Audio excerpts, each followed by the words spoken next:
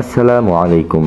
এইমাত্র পাওয়া সংবাদ, ঢাকা ৮ আসনের সম্ভাব্য স্বতন্ত্র প্রার্থী ইনকিলাব মঞ্চের আহ্বায়ক শরীফ ওসমান বিন হাদীকে গুলি করে হত্যার চেষ্টা করা হয়েছে। শুক্রবার জুমার নামাজের পর রাজধানীর বিজয়নগরে বক্স কালভার্ট রোডে হামলা হয়।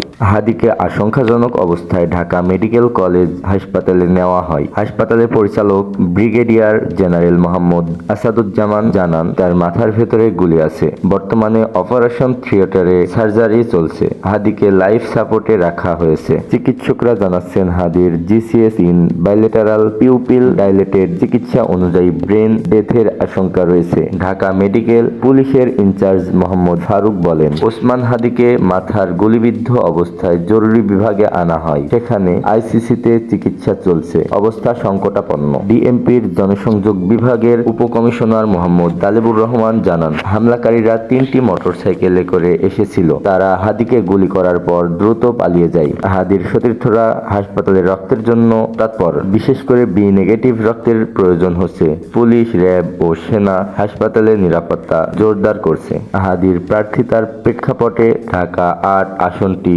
রাজনৈতিক উত্তেজনায় রয়েছে। বিএনপির মনোনয়নপ্রাপ্ত প্রার্থী মির্জা আব্বাস এবং জামায়াতের নায়েবে আমির হেলাল উদ্দিন প্রতিদ্বন্দ্বিতা করছেন।